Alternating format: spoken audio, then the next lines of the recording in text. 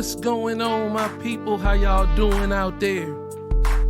Man, it feels so good to be back with you guys again. This is TJ with another episode of The Soapbox, and man, I'm telling you, it's been a wild weekend, man. I'm sorry that I'm a day behind. I know I normally drop on Saturdays, but it's been a lot going on this weekend, so Sunday's gonna have to do. But listen, we're not gonna hold this up too much longer. I know you're ready to get into the content, so just sit back, relax, and enjoy the episode. All right, everybody, how y'all doing? First off, I hope you're doing well.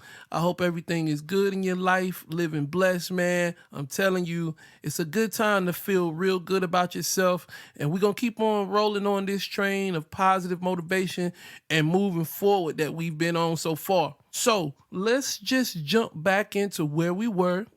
And remember, we're talking about emotional intelligence, how we are emotionally addicted to different things and how they tend to drive and move and shape what we do and what we think and what we say. So remember, we started off with self-awareness. And remember, we talked in detail about how important it is for you to be able to be aware of who you are, what you have going on inside of you and your mind and your emotions, and how you are operating on a day-to-day basis when those stresses are starting to build. Then we moved into self-management, and we talked about how you should handle yourself when you start feeling certain things, how you should manage those emotions, and how not to allow them to keep driving your decisions on a day-to-day basis. And then last week, we talked about social awareness, and we broke it down into two different sections. Remember, we were talking about understanding how to read and be aware of what's going on with other people when you're dealing with them and talking to them.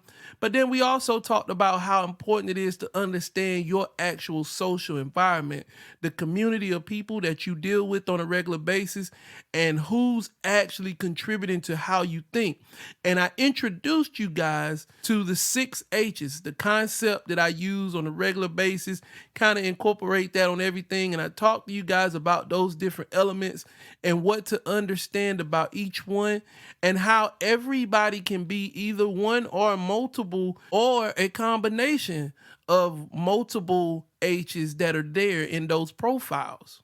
So today we're going to kind of round out this whole quadrant movement, and we're going to talk about the 4th quadrant of emotional intelligence. Now, this quadrant is called relationship management. You know, last week we talked about actually assessing these social relationships that we have. This week we're going to talk about managing those relationships. I'm going to be completely honest with you guys with what I'm about to say. There is absolutely nothing easy about any of the information that I'm about to talk about in this section. As a matter of fact, this is extremely hard. This is probably the hardest part of this entire emotional intelligence process because of the decisions that you are going to have to make with these different situations that you are going to be in. Whether we do it or not, it's much easier to look at ourselves and assess what our issues are, what our problems are, what we've got going on. The problem that we run into with self-assessment and the self-awareness section is that we have a hard time accepting what we see and actually doing something about it. It's not the hardest thing in the world to actually start managing ourselves and our own individual situations. The problem is just getting started, doing it, being out there, getting out there and actually putting in the work to make sure that we're pushing ourselves in the right direction. When we look at the social awareness section, if we're really honest with ourselves, we have a harder time actually dealing with other people and their issues as opposed to identifying the toxic individuals that we deal with. In all honesty, we probably know exactly who those individuals are. We just haven't done what it takes to really acknowledge that inside of ourselves. But to be honest, the management of those relationships in our lives is absolutely staggering. It is one of the most challenging things that we will ever deal with as we live. If you sit back and relax right now and just think about the most horrific moments of your life, I can absolutely guarantee you that they trace back to something that somebody either said or did and you were involved. Just think about it. Just take a moment and really think about some of the most horrible moments in your life and look at the individuals that were involved, the individuals that were actually tied to that event. Now, I will never be the one to want to stir up bad memories. I don't want you focusing on negativity. But what I want you to see is that a lot of the stress, a lot of the issues that you have throughout your life aren't really issues that you were beating yourself up about internally because it was something that you did alone. Usually, it's because they are connected to another individual. As we round up emotional intelligence, we have to basically identify that dealing with people is a large part of our existence. I mean, unless you're going to be a hermit somewhere, closed off, away from all of society, and only deal with yourself, you're going to have problems. You're going to deal with individuals, and you're going to have to learn how to deal with the relationships that you have already cultivated in your own life. So before we dig into the details, let's start off by laying out the clinical definition of relationship management. So the definition of relationship management that we're operating from out of the dictionary is our ability to communicate clearly, maintain good relationships with others, connect with those from other cultures, work well in teams, and manage conflict. Now, I know that's a lot to unpack, so we need to break that down so that we can really understand what this subject is trying to say. So when they say communicate clearly,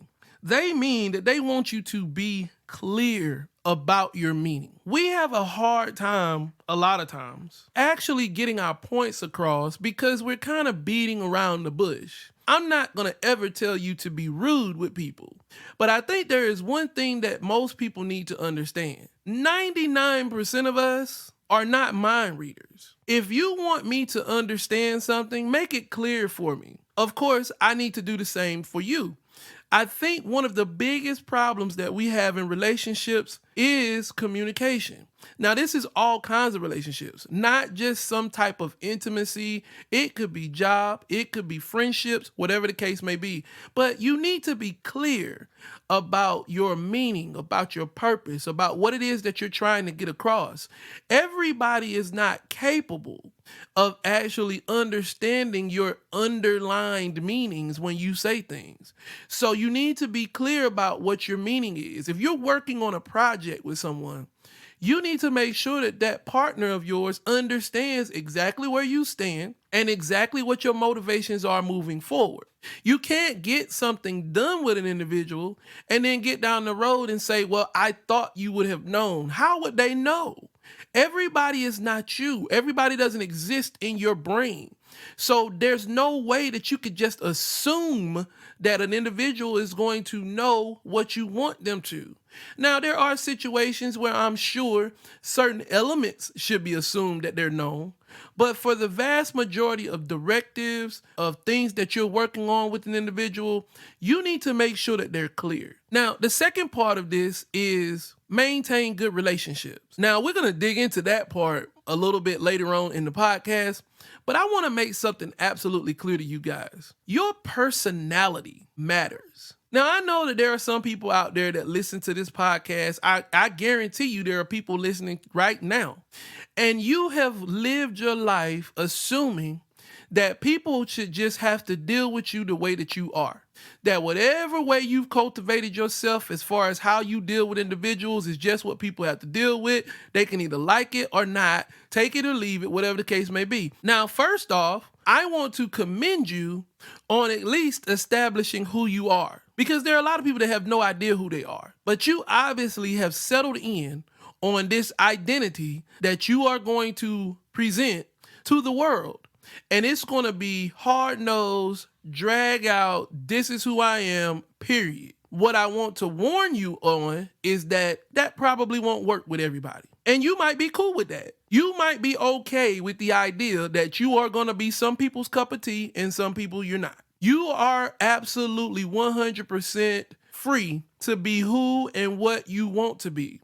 What I will caution you on is your inability to create positive relationships if your personality is one that is very damning or one that is very aggressive, hostile, negative, toxic, whatever the case may be. You see, some people take on a positive mentality, a positive personality, and they carry that everywhere they go. And sometimes a really bubbly personality is great, but a really bubbly personality doesn't work in every situation. Sometimes people have to actually tone down. I know some individuals who are very flamboyant, really in your face, loud and obnoxious all the time. And that becomes irritating to individuals, especially in times when that's not necessary. So if you have decided that your personality, whatever it is that you present to the world, is the way that it's going to be, then by all means, you're free to do that. But just understand that your personality might not work in every situation. And in order to be able to maintain good relationships with different people, you're going to have to learn how to move and shift and change up from time to time. Everybody doesn't want to listen to a loudmouth all the time. Everybody doesn't want to listen to somebody who is constantly berating people with criticism all the time. There is a time and a place for the critic. There is a time and a place for the obnoxious. There is a time and a place for just about every single emotional presentation that you can think of. It's just not all the time. So if you have set yourself up to exist a certain way all the time, then I'm just letting you know that you should be prepared for some failures due to your personality. I've been listening to The Laws of Success by Napoleon Hill recently, and one of the biggest points that Hill makes in that book is that there are people who have gained situations simply by having a good personality. They may not have even been the most qualified individual, but because of the fact that the most qualified individual was somebody who nobody wanted to work with, then they obviously gave it to the other individual. You have to make sure that you recognize inside of yourself when you're dealing with other people that just because you're good doesn't mean that you're good for other individuals. You can be the best talent that anybody has ever seen, but if your emotional stability sucks, if you're a butthole, if you're somebody that nobody wants to deal with, I guarantee you they will skip over you and pick somebody less qualified, but with a better personality. That's why it is so vital that you make sure that you do emotional checks on yourself on a regular basis to make sure you're not functioning in a way that's going to turn other people off. Am I telling you to butt kiss? Am I telling you to be this smiley, happy-go-lucky individual all the time? No, I'm not. But what I am saying is that you can't necessarily be the same personality all the time in every situation, because every situation doesn't call for that. Imagine showing up at somebody's funeral and the whole time you're there, you're telling comedy jokes like you were at the club one night putting on a show. That's not going to fly well for people who are there to mourn and actually give their respects to an individual who has just passed. You've got to make sure that you're making those type of understandings in your day-to-day operations, because even if it's not something extreme like the last example, sometimes your conversation generally is just off kilter. The person that you're talking to isn't even where you are. So you have to kind of read people to see what kind of emotion that they're in.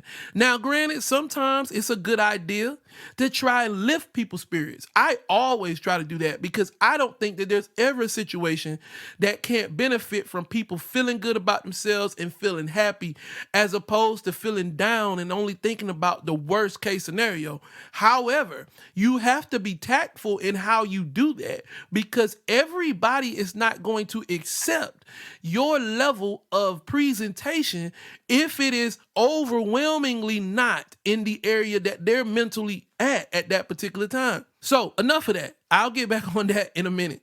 But let's talk about the next thing. You have to learn how to connect with other cultures. When they say cultures, I want to expand that to differences. Because a lot of times, a lot of our relationship issues come from difference of how we are. Different people. We come from different backgrounds. We live in different areas. We come from different communities. Our families are built differently. So a lot of times we are just different in how we operate. But I think one of the most arrogant and distasteful approaches to another individual is the assumption that that individual is less than or not adequate simply because they're different. I'm going to be honest with you guys, and I'm going to speak from what I know. I have been a part of Christianity my entire life. And what I have noticed from many of my Christian brothers and sisters is that we profess a whole lot of love, but we demonstrate a whole lot of hate when it comes down to people that are different than we are. A lot of times, especially in some of your more mainstream operations, there is almost a distaste for individuals who don't think the way we do. Now, I'm going to go out on a limb with what I'm about to say, but I would imagine that a large part of what you are thinking is something that was introduced to you in a way that was very hospitable and friendly. So I would assume that if you wanted other people to think similar to the way you do, then you may want to present it to them hospitably and friendly. Just an idea. I don't know. But what I'm saying is that we run into these same problems in regular, everyday conversations. I come from a single parent home. You come from a home that had both parents. So you see things differently than I do. All of a sudden now we've got issues. I'm a black man, you're a white guy. All of a sudden we got issues. I'm an independent, you're a Republican, he's a Democrat, this person doesn't know what they want to be. All of a sudden we've got problems. You know, so much would be solved if we would just stop for a moment and took a minute and listened to why another individual thinks the way that they do. Take some time and actually listen to people. See why it is. It actually might make sense. Just because something is not the way you operate doesn't mean that it's totally wrong, nor does it mean that their logic doesn't make sense, nor does it mean that you have to agree. I think that's probably the biggest problem that we have is that a lot of times when we disagree, we assume that that's some type of assault on our character. I don't have to agree with what you think. I don't have to agree with what you say. But all I have to do is understand that that's where you are. This is who you are, and this is why you are the way you are. If I can acknowledge that and accept that, then that's pretty much all that I have to. I don't want you peddling your ideology on me or pressuring me, but by all means, some of our relationship problems would work out a whole lot better if we were able to sit down at a table together and just talk and really stop being so critical on the ideas of another person. First off, you're not them. You don't live their life. So why are you so angry and aggressive on the fact that they don't think the way you do? They don't see things the way you do. That's why we have to accept difference in order to have good relationships with other people. Now, the next one was work well in teams. Now, this can be difficult because I know that there are some great people out there, really smart, really active, really aggressive, but they don't like working with others. You know, if you're that introverted type of personality and you don't really like doing a lot with other people, that's totally understandable. However, there is going to come a time when you're probably going to need to. So I think that it's vital that you at least understand how to play your role in a team. One thing that will destroy, absolutely destroy, working in a team is what I talked about just a few seconds ago. If you can't learn how to deal with people in a difference of opinion, then by all means, you're going to have a hard time working with others. But I'll give you a hint on what can help you. Listen closely. You are not always right. You're not. Nobody is. Did you know that statistically speaking, studies show that 70% of our decisions throughout life are wrong? 70%. So if you are actually basing this off the fact that you believe that you're right, then I promise you, you're not. Nobody is saying that you don't have a good idea. Nobody is saying that you can't contribute to the whole. But in order to really be good at working with a team, you have to work towards the win. And sometimes the win is going to look like your idea, and sometimes the win is going to look like somebody else's. And sometimes the win is going to look like a collaboration of the both. But what you have to worry about is the win. And the win is about the team. It's not about you.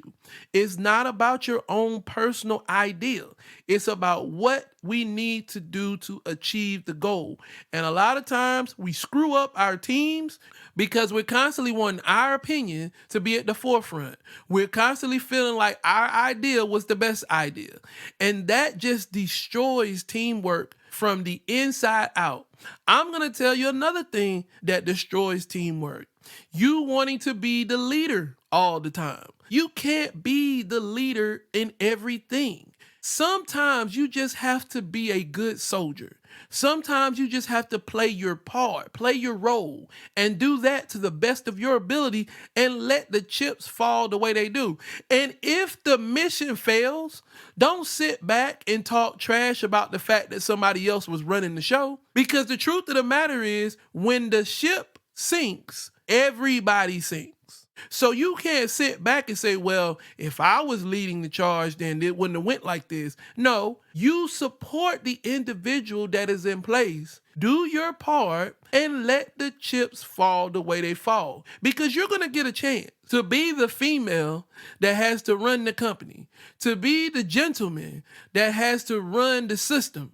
You're going to get that chance.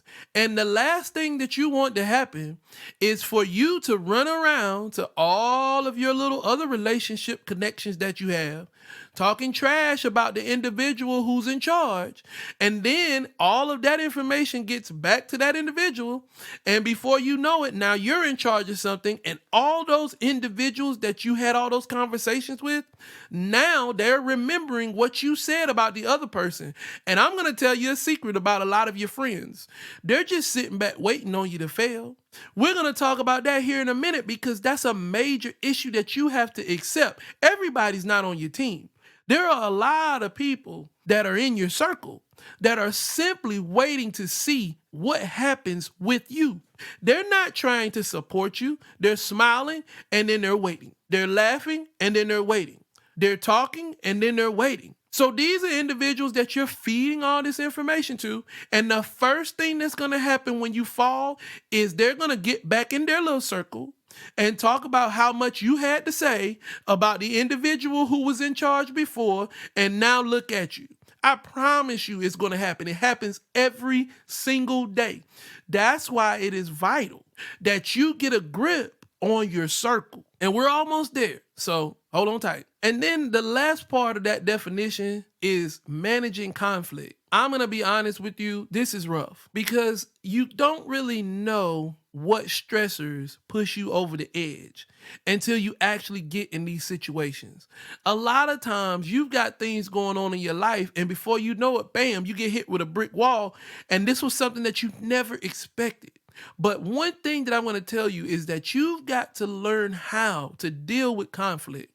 Stay calm in the moment. Think clearly. I know it's easier said than done, but by all means, all of us are going to deal with trauma. All of us are going to deal with situations. We're going to have problems. It is so important that we learn how to maneuver through those problems to the best of our ability, still staying in a sound mind.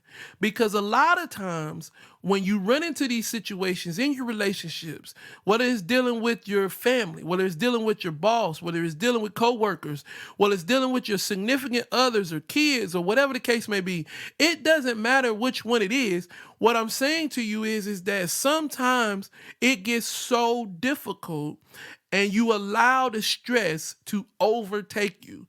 Now you can't think straight. And I promise you, the decision that you're going to make is not going to be the best one. So it is so vital that we learn how to manage conflict when it comes down to relationships. Because look, I don't think there are many relationships out there, no matter what kind it is, that haven't run into some type of conflict in the midst of the time that you are connected. I know for a fact I run into conflict with my children every day, whether they don't want to go to school, whether they come home and had issues at school, whether they're fighting with each other in the house. There is conflict. I promise you. I run into conflict at work all the time. It may not be an elaborate level of conflict, but it's still conflict.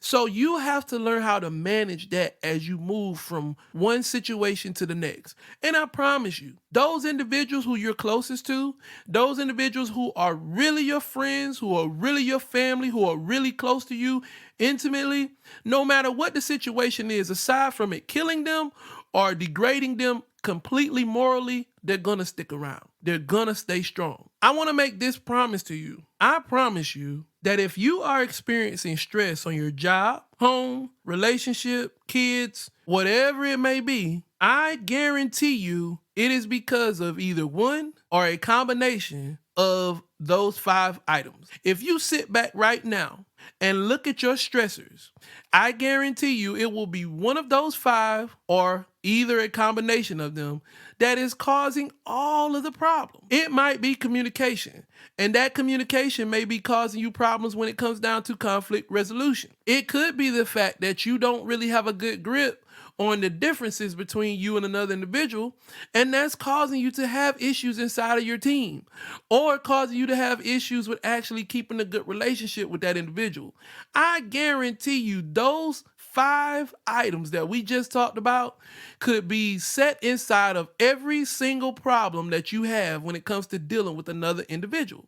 So I really want you guys to think about this now. Look at where we are. At this point, you could probably dissect 100% of the problems in your life if you would just take those 5 elements and dissect your situation, applying those 5 elements, thinking about your social awareness, thinking about your actual self-awareness. You could probably get to the root of every problem that you have, whether it's financial, whether it's social, whether it's emotional, whether it's intimate, whether it's business. It doesn't matter. I guarantee you, with everything that we have presented thus far, you can dissect the root of every problem that you have in your life. Congratulations. Now we have all that information about dealing with people, but what do we do with it? Because we have some really challenging situations, right?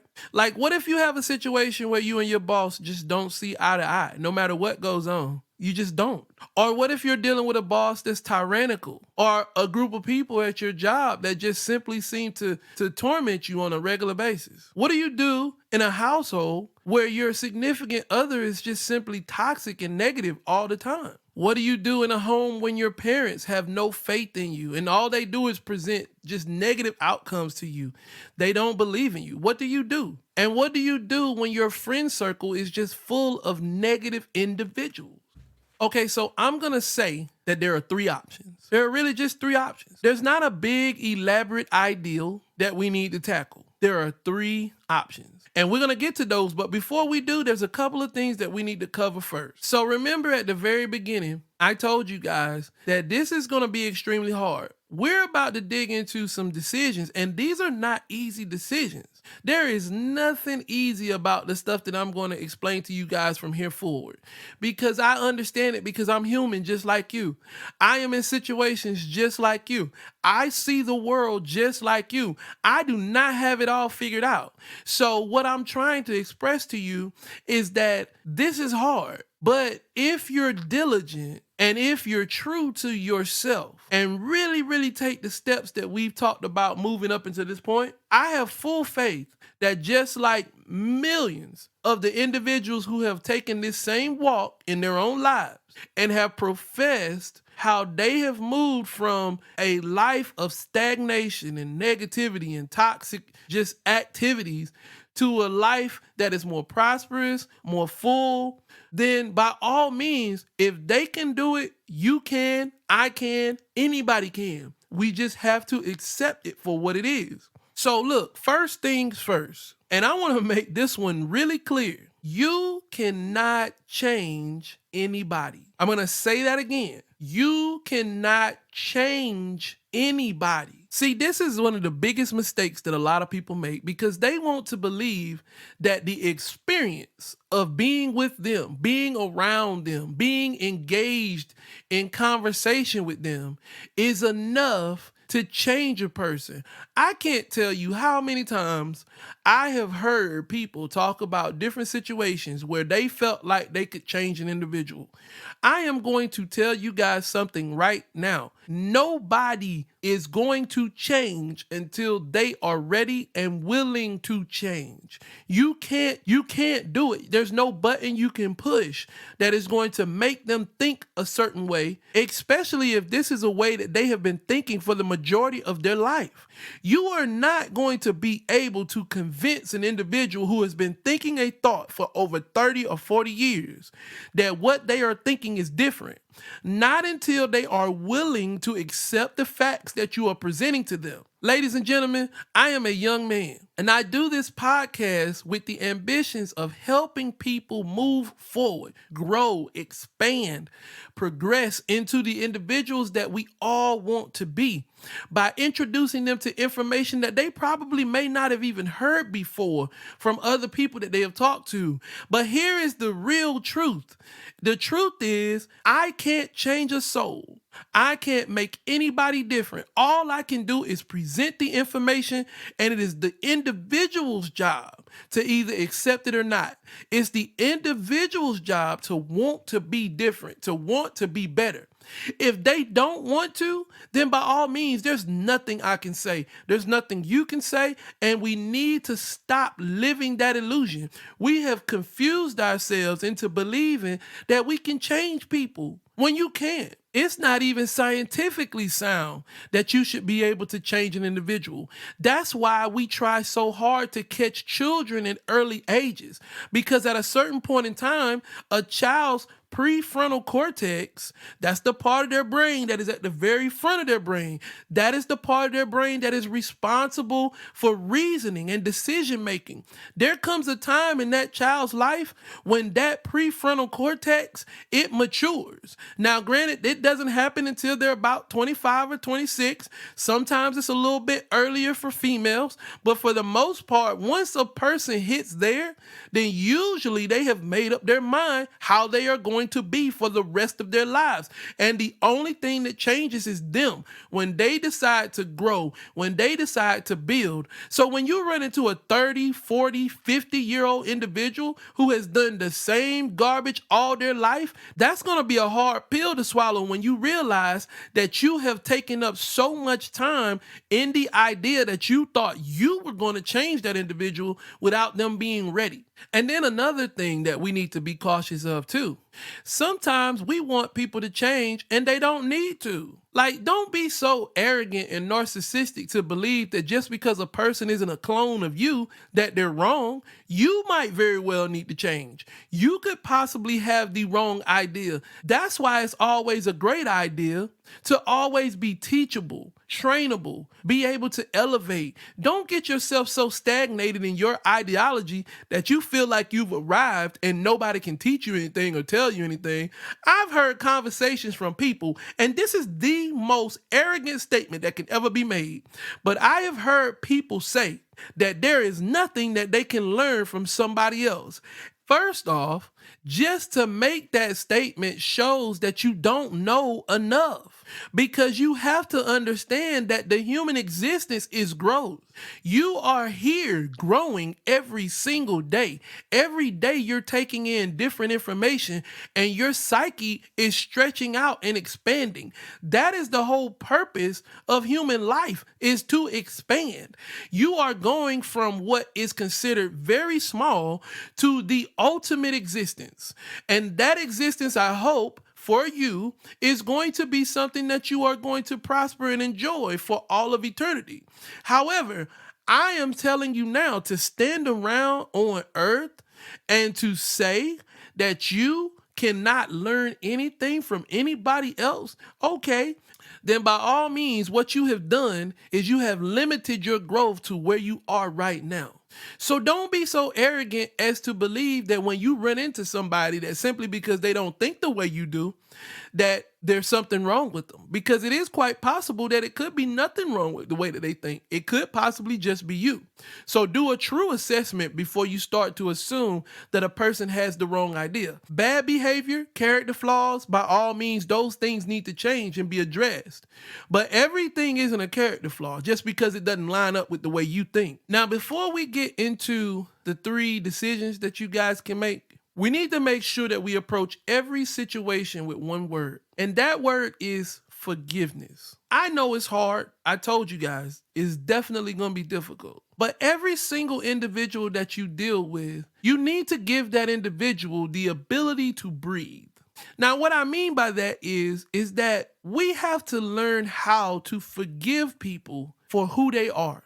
Some people have been through some really traumatic things in their lives, and that has sort of warped how they see life and the world. Some people that you deal with on a regular basis have been taken advantage of, and now they've become very guarded or very sharkish in how they approach life. A lot of times there are some negative things that are done to you, and the truth is a lot of it has to do with the background of the individual who did it. I'm going to tell you guys something that I heard in one of the podcasts that I've been listening to recently.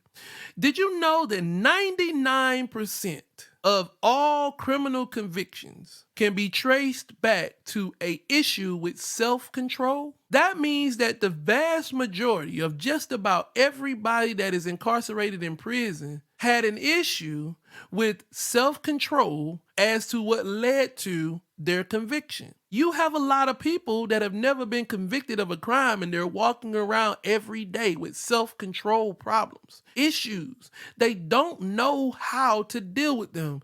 And a lot of times that stuff translates into their conversation with you, into how they deal with you. And they're just like you. They're human. They're trying to figure out how to navigate this realm that they're living in, how to navigate this life to the best of their ability. So they make decisions, and sometimes those decisions just aren't good. Sometimes those decisions are detrimental to themselves, to other individuals. And I'm not here to tell you that nobody should be punished for the actions that they take. But what I am here to tell you is that when you step into a situation with people, start it by forgiving them for who they are and how they think. Because chances are you guys are going to run into a situation and there's going to be some disagreements and there's going to be some misunderstandings. But you need to give these individuals the benefit of the doubt until they prove to you that they are just nefarious at nature, that they just want to do negativity to people and hurt people. If that's their motivation, fine. But if you're dealing with just a regular Joe in the street, somebody that's at your job, somebody in your family, give them some room to breathe, because they're not perfect. They're human, just like you are. And I promise you, you'll be a whole lot less stressed out if you stop taking names of everybody who breaks your heart throughout your whole life. People are going to disappoint you. They are going to do crazy things. Self-preservation is going to kick in. They're going to forget about you and they're going to think about themselves. That happens all the time. You cannot spend your whole life thinking about all of the wrongs that have been done to you on a regular basis. That stuff piles up and it becomes a negative attachment to your life. Now you're soaking all that in. There are some people in my life that have done some horrible things to me throughout the years. But I am telling you right now, and it took me a while to get to this point, I don't soak up that stuff anymore. At the end of the day, when you do something crazy to me, I assess it and then I move on. I know how to rock with you and I know how not to. So I understand and I keep it moving. Does it hurt a lot sometimes? Sure, it does. Is it hard to get over sometimes? Absolutely. But ultimately, I am not about to taint myself by continuously thinking about you and what you did to me to hurt me. And the equilibrium to that, ladies and gentlemen, to be quite honest with you, I've done some horrible things to people in my life. And if you're honest with yourself, you have too. You done hurt some people's feelings. You've done some stuff that people probably would frown on if it was brought to the light. So understand that nobody is perfect. Approach your situations with that understanding out the gate, and I promise you, you'll be a little less critical of individuals as you deal with them. But that's where we have to start, y'all. We have to start with forgiveness of how people are and how they think. So now, the 3 decisions that you have to make. If you've got a situation, a relationship that is toxic, negative, whatever the case may be, it is totally working against you in your life, and you've assessed that now. So we've gotten past the social awareness because now we've assessed that we've got a situation. You have 3 choices. You can either ignore it, manage it, or remove it. That's it. There's nothing else you can do. You can ignore it, you can manage the situation, or you can remove it. So let's start with ignoring it. Ignoring a situation, ignoring a negative, toxic relationship is probably the worst decision that you could ever make. Because basically what you've done is you've conceded to a situation that could possibly be the most extremely negative thing to happen to you ever. You ignoring an individual in your life who is bringing you down. Ignoring the fact that day to day, in and out, they are making you feel like less than a person. They are destroying your mentality. They are sucking up your finances. They are killing your relationships with other individuals. If you have that type insect that is operating inside of your life and you ignore it, then ultimately you have given it the ability to continue to function, that it's okay. And you have convinced it that it's okay. It is really crazy that there are people out there right now that are in horrible, horrible situations, whether it be their family, friendships, jobs, whatever the case may be. And they know that the situation that they're operating in is doing nothing to them but killing them slowly. And they continue to go day in and day out without addressing it because they choose not to be confrontational. They choose not to face the situation the way it is. That is nothing more than a cowardice way of backing out of a situation. You have decided to give yourself hopelessly to a situation that could virtually destroy you. I would never recommend ignoring anything. And I would definitely not recommend you ignoring a toxic or negative relationship with anybody. If you identify that you have a situation like that in operation in your life, I would suggest that you do one of the next 2 things as opposed to just ignoring the fact that it's there. Because I promise you, you might ignore it, but it's not ignoring you. Now, the next one is actually the most common way that most people deal with situations, and that's managing it. Truth be told, I think we all are managing situations to the best of our ability. And you kind of have to think about it. I mean, there's a lot of stuff that goes on in people's lives, and you just don't know the full story of what's happening, which leads me to one of the most disrespectful things that I think a lot of people say. If I was in that situation, I'd do this. Or if that was me, it wouldn't even go down like that. Okay, first off, let's stop right there. And let's be real honest. How do you even know that? You can't know that because you don't know the extent of what this person is going through. You don't know what led this individual up to being in the situation that they're in, and you don't know all the background information that goes along with what they're dealing with. Stop pretending that the world revolves around your household. Stop pretending that everybody grew up the way you did.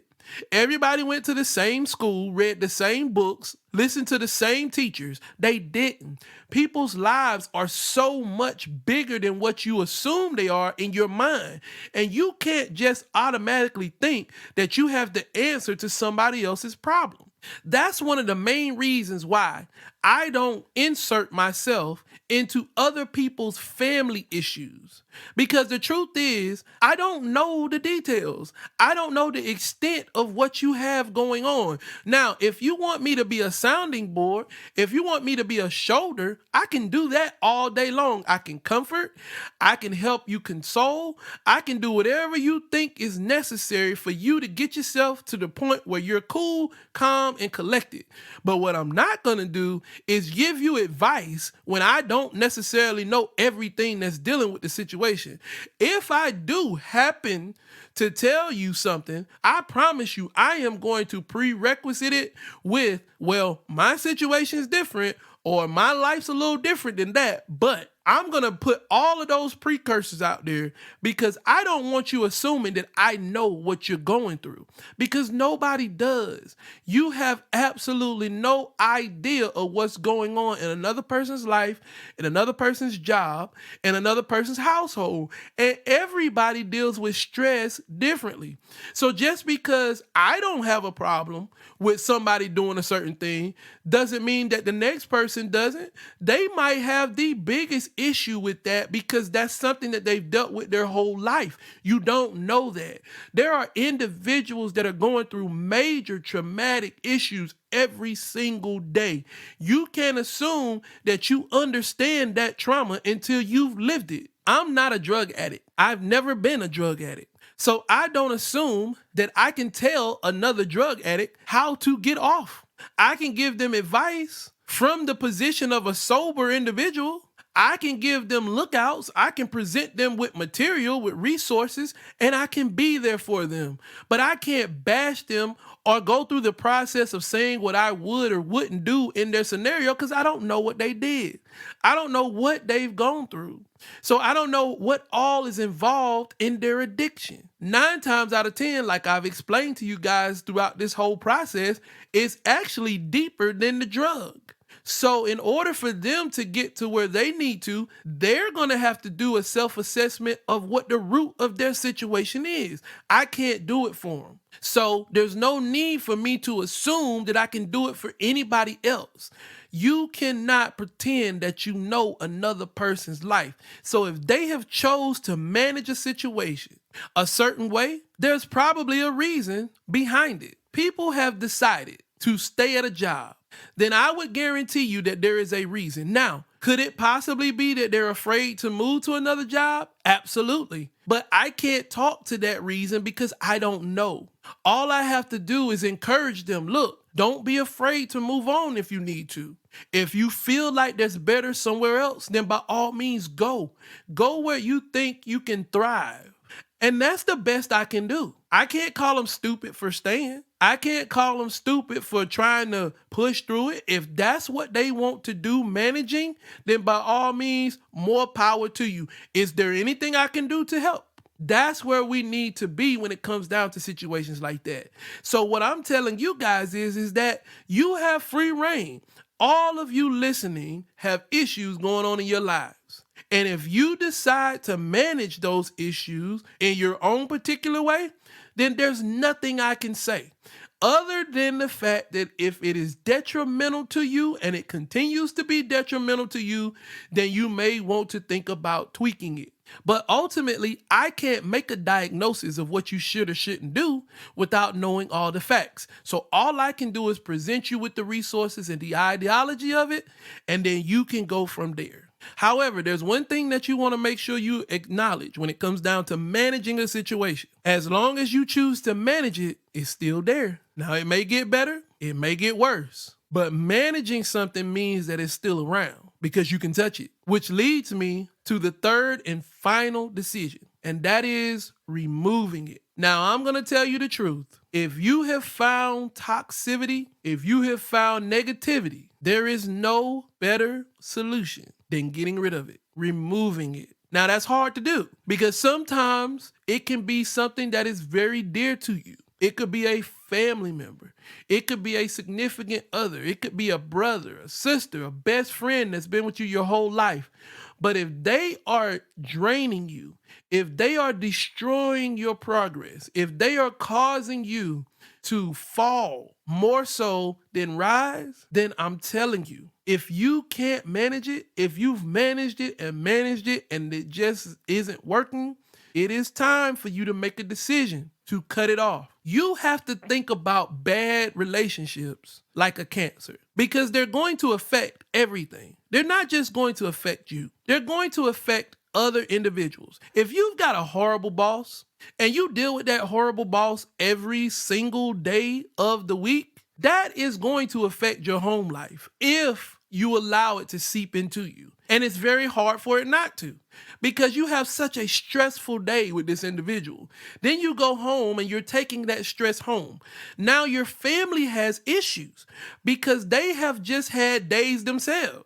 So now they're bringing their stressors home, you're bringing yours home, and that becomes just one big pile of stress that's competing with each other on which one's worse. So I'm telling you, what makes all of that better is to just shave it off. You cannot continue to feed a cancerous cell and not believe that it isn't going to become bigger and engulf your whole body. That's why it is so vital that you get to it as early as possible and cut it out. You can do all the treatment that you want to, but some people aren't going to get better. You can talk to your blue in the face. You can try to introduce people to concepts in order for them to see that what they're saying and what they're doing inside of your life is not profitable. But like I told you earlier in the podcast, if it is not their will to be better, they're not going to do better. So understand that there may come a time when you just have to cut ties. And listen, there is no hard feelings. I want you to really understand that. You need to get to the point where if you decide to cut a person off, it's not hard feelings. It's not that I hate you. It's not that I don't care for you. But the way you think and the way you operate is not conducive to where I'm trying to get to what location I'm trying to reach. Just think about this, man. If you were trying to swim from one shore to another, and you had all of the capabilities of getting there, but you've got this one individual that's tied a rope around you, and they don't want to leave the shore without having all of their accessories that are on the shore. So now you're swimming to the other side, but you're moving at a snail's pace, almost drowning because they're trying to carry all this baggage with them along with y'all. When you have already recognized that if you cut ties on the rope, you can get across to the other shore and you don't know what's waiting on you on the other side.